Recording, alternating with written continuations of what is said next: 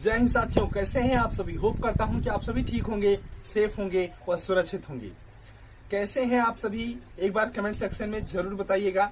आज की इस वीडियो में हम सभी बात करने वाले हैं टू चाइल्ड पॉलिसी, जो कि उत्तर प्रदेश में आज दिनांक 11 जुलाई को जो है लागू हुआ है। ये आपका जीके का एक बहुत ही महत्वपूर्ण क्वेश्चन बन सकता है। Two child CHILD two child policy किस दिन लागू हुआ है? 11 जुलाई 2021 को यह लागू हुआ है। आज ही के दिन वर्ल्ड पॉपुलेशन डे है, यानी कि विश्व जनसंख्या दिवस। यह वीडियो मेरी शूट तो 11 जुलाई को हो रही है, मतलब जिस दिन मैं वीडियो बना रहा हूँ आज 11 जुलाई है, लेकिन पब्लिक हो सकता है कि मतलब आप लोगों के बीच हो सकता है 3-4-5 दिन बाद पहुंची हो। इसके लिए सॉरी, क्योंकि कोई भी यूट्यूबर होता है वो 3-4-5 वीडियो शेड्यूल करके रखता है, क्योंकि अचानक अगर कहीं उसे जाना पड़े तो उसकी वीडियो पर डे पब्लिक हो, उसमें कोई बाधा ना आए। तो आप लोग ये समझ सकते हैं, आप भी इंसान ही हैं यार। तो सबसे पहले हम बात करते हैं टू चाइल्ड पॉलिसी आखिर क्या होती है। टू चाइल्ड पॉलिसी के अंतर्गत यह बातें हैं कि आज 11 जुलाई के बाद, इसके पहले अगर किसी के पास 2 से ज्यादा बच्चे हैं तो उस पर कोई प्रभाव नहीं डालने वाला। लेकिन आज 11 जुलाई के बाद अगर किसी के भी 2 बच्चे से ज्यादा मतलब जन्म लेते हैं, किसी भी कपल के 2 बच्चे से अगर ज्यादा जन्म लेंगे तो ये ठीक नहीं है, मतलब बाध्य कर दिया गया है सरकार की तरफ से। तो अब आप लोग कहेंगे कि सर बच्चे तो भगवान के प्रसाद होते हैं, भगवान की देन होते हैं, उसमें हम लोग क्या करें। तो वो पुरातत्व की कहानियां थी, पुराने जमाने की कहानियां थी कि सेब खाया गया, आधी खीर उसने खाई, आधी उन्होंने, तो 2 बच्चे हुए। आज के समय में पूरा रिस्पॉन्सिबल आदमी ही होता है बच्चों के जन्म होने में, टोटल रिस्पॉन्सिबिलिटी आप लोगों की है। फिर भी अगर कोई पूछे कि अगर फिर भी हो जाता है तो आप लोगों के लिए जानते हैं क्या है, सरकार ने, गवर्नमेंट ने, उत्तर प्रदेश की सरकार योगी आदित्यनाथ जी ने क्या किया है कि आपको अगर अब आपके 2 बच्चे से ज्यादा हैं, जो पीछे हो गए जिनके 11 जुलाई पहले, उनकी कोई बात नहीं है, मैं बार बार नोटिस करवा दूं। आज के बाद अगर किसी के 2 बच्चे से ज्यादा हो गए तो उसको किसी भी प्रकार की सरकारी सुविधा से वंचित कर दिया जाएगा।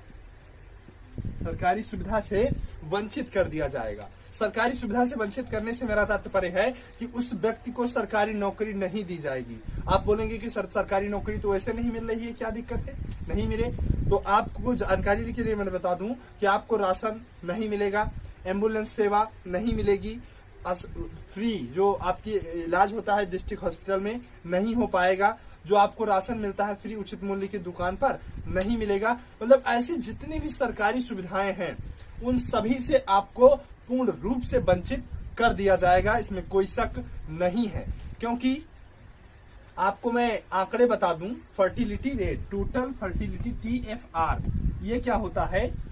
टोटल फर्टिलिटी रेट मतलब बच्चे पैदा होने की दर। टोटल फर्टिलिटी रेट मतलब बच्चों के जन्म की दर जो होती है वो ये होती है। सन 2005 और 2006 का आंकड़ा आप लोगों के सामने रखा जाए कि टोटल फर्टिलिटी जो रेट था वह 4.2 था, मतलब हर व्यक्ति 4 बच्चे पैदा कर रहा था। ओहो, सन 2005-6 का आंकड़ा यह था।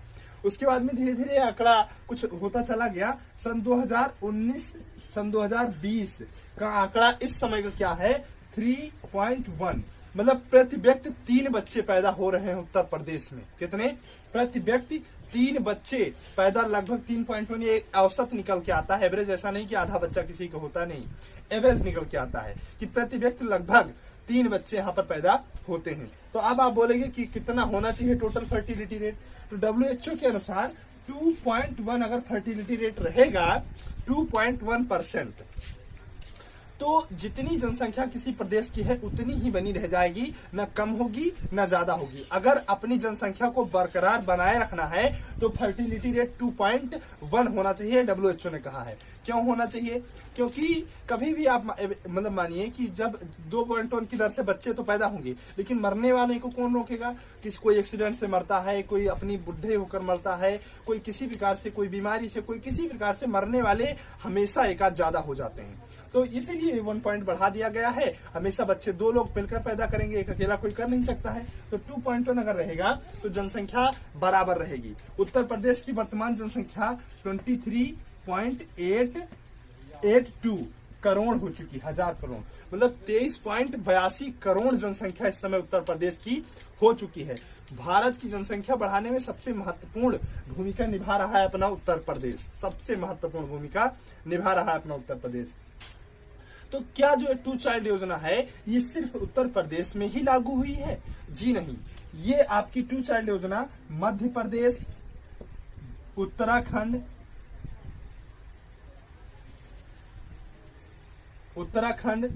और राजस्थान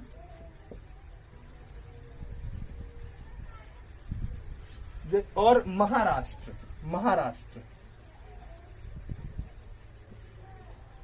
इन प्रदेशों में भी लागू हो चुकी है 2 चाइल्ड पॉलिसी योजना। मतलब अलग अलग सुविधाओं से इन लोगों को वंचित, मतलब अलग अलग सरकारों ने अलग अलग नियम वहां बनाए, लेकिन योजना 2 चाइल्ड पॉलिसी ही थी। इन्होंने एमपी वाले ने अलग नियम बनाया, उत्तराखंड वालों ने, राजस्थान वालों ने, महाराष्ट्र वालों ने, सबने अलग अलग नियम बनाया, लेकिन बच्चे 2 से ज्यादा नहीं होने चाहिए। उसी प्रकार से उत्तर प्रदेश सरकार ने भी यही योजना बनाई। अब क्या भारत ही ऐसा देश है जो ऐसी योजना बना रहा है?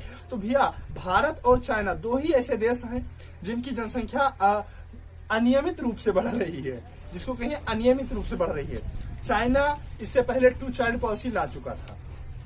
चाइना काफी दिन से उसके यहाँ 2 चाइल्ड पॉलिसी चल रही थी, तब उसने मतलब जब कुछ ऑब्जर्वेशन अपना करवाया होगा तो उसे पता चला कि इंडिया तो हमसे जनसंख्या में आगे निकल रहा है, तब उसने 3 चाइल्ड पॉलिसी योजना ला दी। मतलब अब उसके यहाँ 3 चाइल्ड पॉलिसी, 3 बच्चे से ज्यादा अगर कोई पता कर रहा है तो उसके अलग अलग उसके अपने नियम है, उससे हमसे क्या।